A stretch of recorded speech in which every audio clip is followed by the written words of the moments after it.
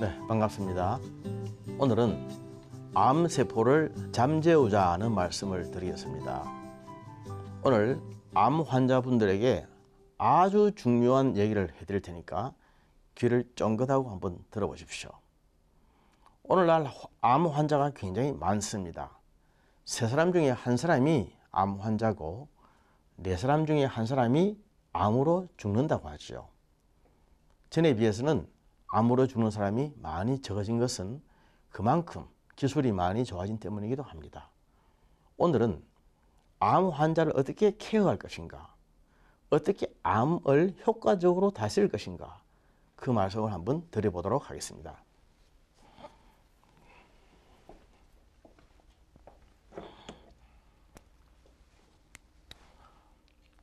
사람들은 누구든지 다 암세포를 가지고 있다고 해도 과언이 아닙니다. 암 환자가 아니라고 해서 암세포가 없다라고 말할 수 있는 사람은 없을 것입니다. 임상적으로 볼 때에 암세포가 10억에서 16억 개 정도 발견이 되어야, 여기까지 증식이 되어야만 암이라고 확진이 됩니다. 암이라고 진단이 되기 위해서는 암세포가 이만큼 증식이 되어야 되는 겁니다. 암세포가 증식이 되지 않으면 암세포가 발견이 되지 않으니까 암이라고 진단이 안 나는 것이죠. 그러나 어느 한순간에 갑자기 증식이 될 수가 있습니다. 그래서 증식이 된 순간에 암이라고 진단이 나는 것이만큼 암이 아니라고 해서 안심할 수는 없다는 것입니다. 일단 암에 걸렸을 때 치료하는 그 치료법을 보면 대부분 항암요법을 합니다.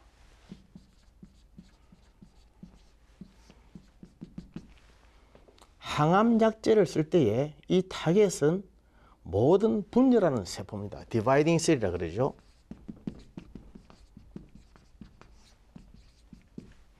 암 자체가 증식하고 분열하는 세포이기 때문에 분열과 증식을 막기 위해서 쓰는 이런 항암제는 그 타겟이 모든 증식하는 세포, 분열하는 세포입니다. 디바이딩 셀인데 그것은 물론 암세포뿐만 아니라 머리카락, 그리고 골수, 위장, 이것들 또한 다 타겟이 됩니다. 그래서 암을 죽이기 위해서 항암제를 쓰다 보면은 머리카락이 빠지고 골수가 약해지고 또 위장병이 생겨서 음식을 먹지 못하고 구토를 하게 되고, 물론 암세포도 죽이면서 항암제가 다는 아니다. 그것을 우리가 알아야 됩니다. 또한 암을 치료하기 위해서 방사선 치료를 하는데 방사선 치료는 국부적으로는 효과가 있습니다. 그러나 방사선 치료가 완벽한 것은 아닙니다. 방사선 치료를 하면은 그 주위 조직에 염증이 올 수 있습니다. 염증. 암세포를 죽이기 위해서 쪼인 방사선이지만 그 주위에 살아있는 생조직, 정상 조직들이 염증이 생길 수가 있는 것입니다. 암은 염증을 먹고 자랍니다. 암의 걸음은 염증이다. 염증은 암의 걸음이다. 걸음. 그런 말이 있죠. 염증이 생기면 그 염증이 오래가면은 그게 암이 되는 것은 암세포는 염증을 먹고 자라기 때문입니다. 그래서 한 조직에 방사선을 오랫동안 쪼였을 때에 그 주위 조직에 만성 염증이 생기면 이 염증이 암화되어 가는 것이죠.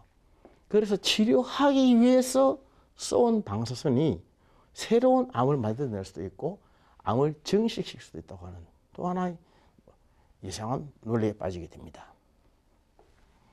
표적 치료였죠. 표적 치료.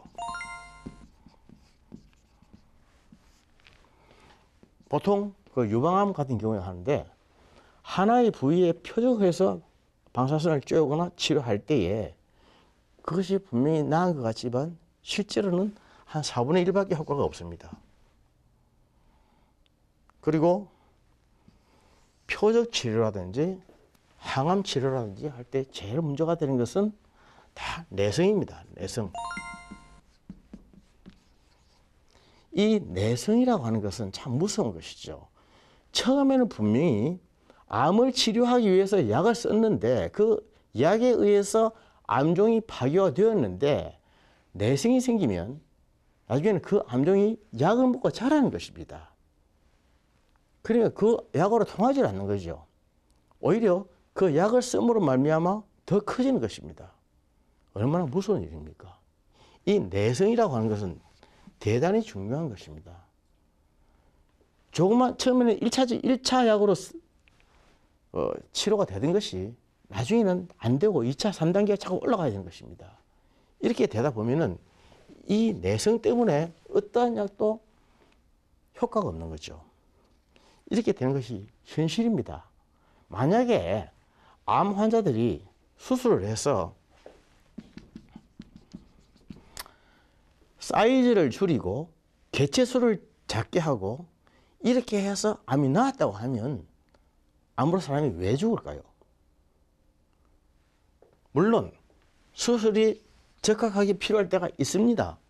그리고 방사선과 항암약이 꼭 필요한 단계가 있습니다. 그렇게 해서 나는 사람도 분명히 있습니다. 그것을 부정하는 것은 절대로 아닙니다. 그러나 이런 것을 하면서 우리가 오늘 간과하지 말아야 될 것을 한 번 더 말씀을 드리겠는데 그것은 암세포를 잠재우자라고 하는 것입니다. 암세포는 호랑이라고 생각하면 됩니다. 잠자고 있는 호랑이의 코털을 건드려서 호랑이를 깨어나게 하지는 말자는 거죠. 그대로 자게 하자는 것입니다. 호랑이가 내 옆에 있어도 잠을 자고 있으면 내하고는 아무런 상관이 없지 않습니까? 괜히 차서 호랑이를 깨워 넣으면 그 호랑이가 나를 잡아먹을 수 있지 않습니까? 암은 그런 것이거든요. 다행히도 우리 몸속에 암이 예를 들어서 100마리가 있다고 하면 이 100마리 중에 95마리는 잠을 잡니다. 그리고 2마리는 자연적으로 죽게 되고 3마리만 살아서 전이를 하게 됩니다. 전이. 암의 제일 무서운 것이 전이 아닙니까? 메타스타시스. 다른 기관으로 옮아가는 것. 이게 전이 아닙니까? 문제는 이 전이를 막아내는 것입니다. 전이를 못하게끔 고정을 시키고 스톱시키는 것이 암을 잠재우는 것입니다. 참 감사하지 않습니까? 암세포 100마리가 있으면 95마리가 자고 있다고 하는 것. 문제는 자고 있는 이걸 그대로 자게 해두면 됩니다. 자고 있는 것을 그대로 자게 놔두면 되는데 이것을 자꾸 건드려서 코트를 건드려서 이 호랑이를 깨어나게 만들면 이 잠자고 있던 것이 살아나서 전이를 하게 되거든요. 전이를 하게 되면 다른 데 가서 또 암이 생기게 되고 더 크게 되고 더 빨리 사람을 죽게 만드는 겁니다. 우리가 하는 이러한 작업들이 암세포를 죽이기도 하지만 어떤 경우에 따라서는 잠자고 있는 것을 깨워서 전이를 시킬 수도 있다고 하는 사실이 최근에 자꾸 발표가 되고 있습니다. 그래서 주위에서 많이 보지 않습니까? 수술은 잘 돼 있는데 사람은 죽었다. 모든 수술치고 수술 잘못됐다는 수술이 있던가요? 수술은 항상 잘 됩니다. 그러나 반드시 사람은 죽습니다. 참 이런 아이러니 속에서 우리가 지금 살고 있다고 하는 것이죠. 그래서 잠자는 암세포를 그대로 자게 만들자. 제가 아까 2마리는 죽고 3마리는 남아서 전이를 한다 그랬는데 전이하는 것도 사실은 쉬운 게 아닙니다. 전이에 성공하기 위해서는 13개 내지 14개의 단계를 거쳐야 됩니다. 마치 허들 경기하듯이 13개의 허들을 뛰어넘고 또 다 뛰어넘어야 비로소 전이에 성공하는 것입니다. 다시 말해서 암세포가 1만 마리가 있다면 이 중에 전이에 성공할 수 있는 놈은 2~3마리밖에 안 됩니다. 0.02%, 0.03% 그 정도밖에 전이가 지금 안 되는 겁니다. 그래서 전이는 조금만 신경 쓰면 우리 전이를 막을 수 있는 거예요. 전이를 막으면 암세포를 잠재우는 것입니다. 그런데 전이를 못 받기 때문에 자꾸만 잠자고 있던 것들을 전이하게 만들어주니까 오히려 더 크게 되고 심하게 되고 죽게 되고 생명을 단축하는 것입니다. 그래서 문제는 지금 오늘날 포커스는 이런 암세포를 잠재우자는 것이죠. 살아가면서 암세포가 많이 생겨서 자꾸 이렇게 증식을 하는 것은 어쩔 수 없는 것이지만 이 증식한 암세포를 빨리 잠재우자. dormant tumor cell. 잠자는 암세포로 만들자는 것입니다. 그렇게 해서 만성질환의 하나로 만들자. chronic disease. 만성질환의 하나로 만들자. 이런 연구가 요새 진행되고 있는 것이 최근에 학계의 추세입니다. 이제까지는 암을 자꾸 잘라내고 자꾸만 쪼이고 약먹이기 위해서 죽이자 그랬는데 그 결론이 무엇이냐? 그 더 독종을 만들어갑니다. 더 독종을 만들어주고 더 내성을 강하게 만들어주고 더 커지게 만들고 더 생명을 빨리 단축시키고 암을 치료하는 목적이 이유가 생명을 연장시키는 것 아닙니까?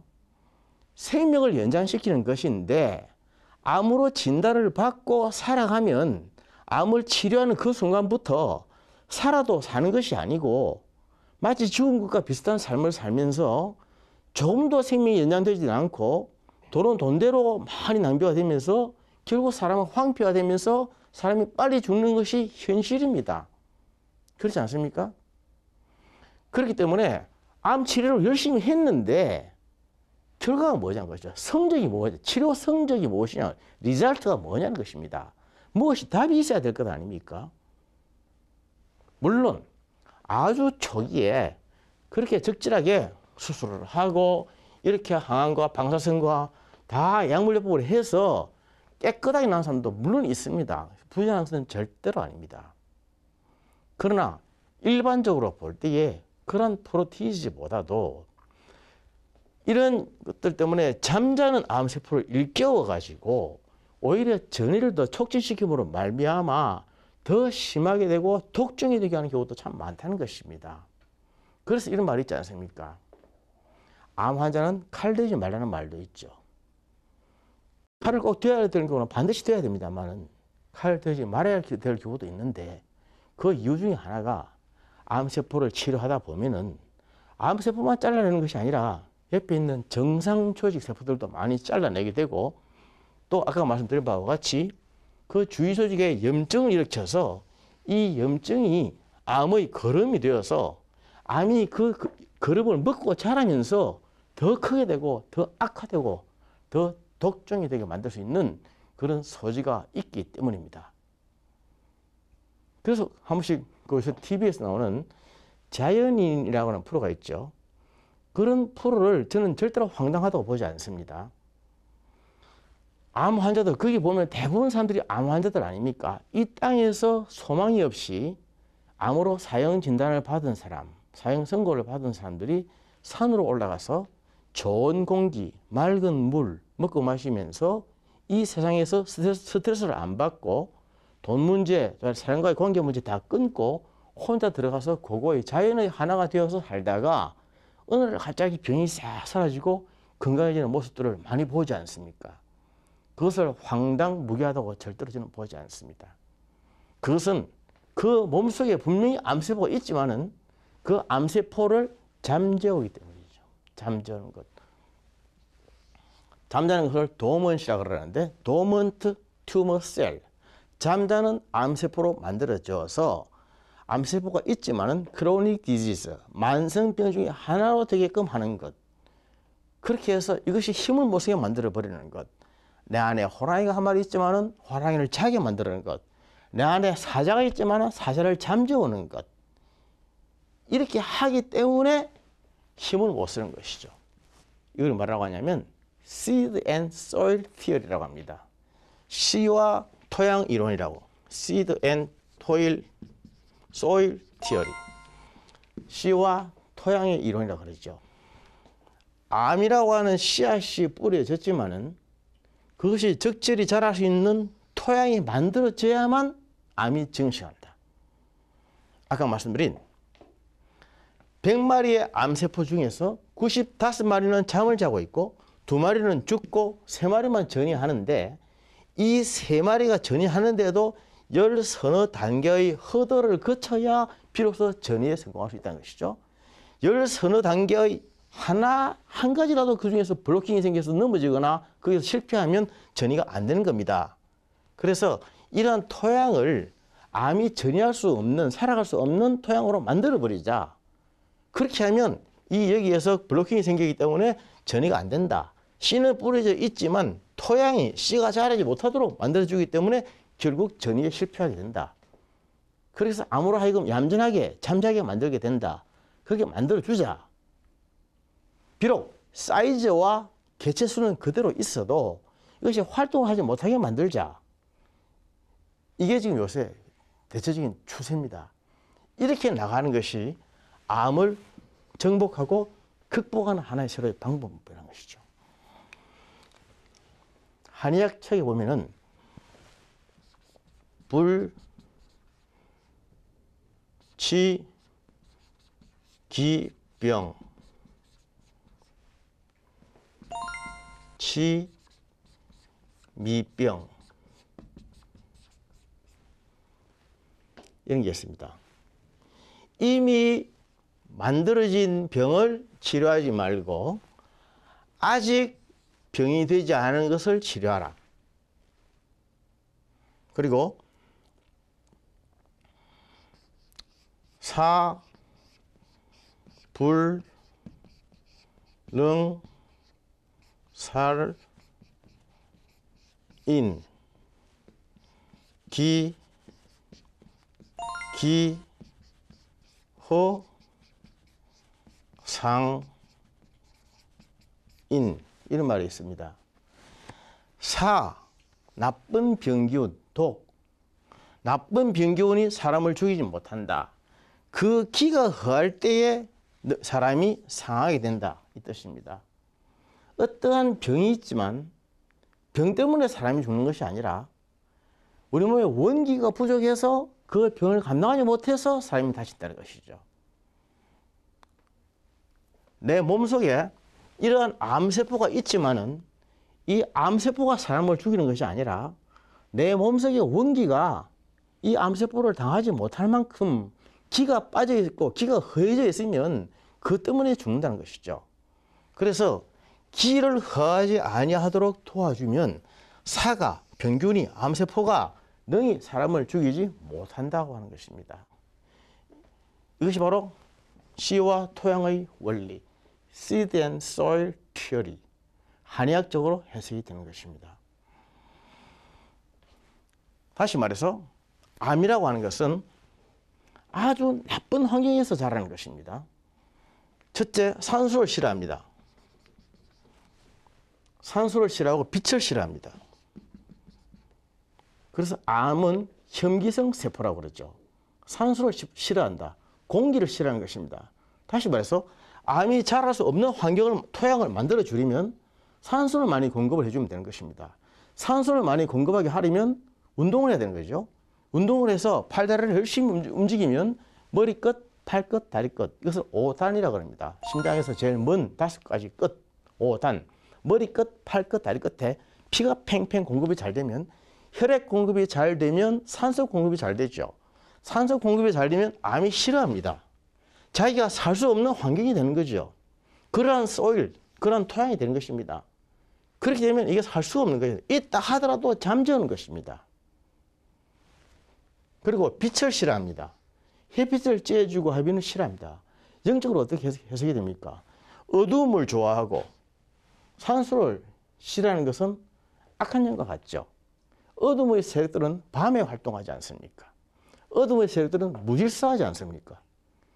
그래서 한 집안에도 보통 한 구석에 무질서하게 먼지가 쌓여 있고 막 청소가 안 되고 이런 게 있으면 거기 악한 영이 개입할 수가 있고 사람의 정신이 어지러울 수가 있습니다.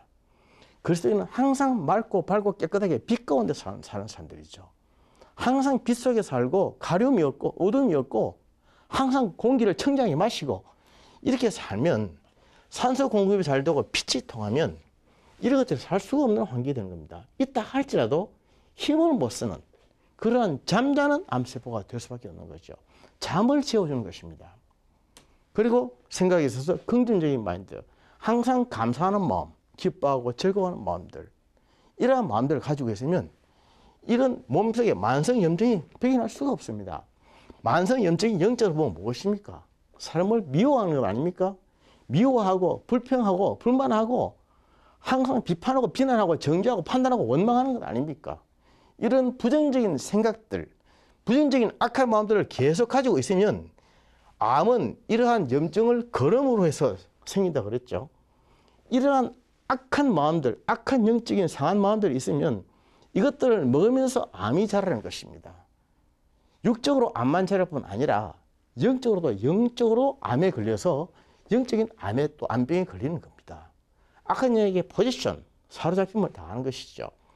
그래서 그리스도인들은 이러한 염증을 제거하는 것입니다. 염증이 살 수 없는 환경을 만들어주는 거죠. 이러한 소일, 이러한 토양을 만들어주는 겁니다. 항상 밝고 건강한 마음, 감사하는 마음, 그리고 충분한 영양 섭취, 탄수화물, 지방, 단백질을 골고루 섭취하시고 미네랄과 비타민 같은 미량의 원소를 반드시 미량이지만 꼭 잊지 않고 섭취할 줄 아는 것. 이렇게 하면은 이런 암세포가 있다 할지라도 살 수 없는 토양이 되는 것이고 액티브하게 움직이지 못하고 잠을 자게 되는 겁니다. 잠을 자게 되고 꼼짝 못하게 되고 힘을 못 쓰게 되면 되지 않습니까? 암은 바이러스입니다. 바이러스 때문에 생기는 병입니다. 바이러스라고 하는 것은 우리 몸속에 뼈, 골수 안에 박혀 있다가 이것이 튀어나오면 어디든지 붙으면 염증이 생길 수도 있고 암이 될 수도 있는 것인데 이 바이러스는 죽일 수가 없습니다. 죽질 않습니다. 숙주와 함께 영혼의 생명을 같이 합니다. 단 바이러스는 쫓아낼 수가 있는 거죠. 쫓아내면 바이러스가 쫓겨가서 골수, 뼈속에 골수 안에 박혀서 꼼짝 못하고 칩거하게 됩니다. 칩거라고 하는 것은 웅크리고 있는 것을 말하는데 바이러스가 있지만은 힘을 못 쓰는 것, 무력화시키는 것이죠. 무력화. 바이러스를 무력화시키면 마치 없는 것과 마찬가지. 바이러스를 잠재우는 것입니다. 이것이 중요한 겁니다. 대상포진, 그리고 입안에 생기는 이런 구내염, 이런 병들도 다 바이러스입니다. 골수 안에 박혀있던 바이러스가 튀어나와서 입안에 들어가면 구내염이 되고 신경절을 따라서 이렇게 발생하면 대상포진이 되는 것이죠. 그런데 이거를 바이러스를 쫓아내면은 바이러스가 도망가가지고 또 골수 안에 박혀있지만 힘을 못 쓰는 겁니다.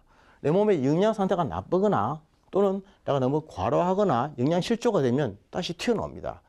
내 몸속에 있지만 무력화시키는 것, 잠재우는 것, 이게 중요한 거죠. 그런 식으로 나가면 꼼짝을 못하게 되는 것입니다. 영적으로도 마찬가지 아닙니까?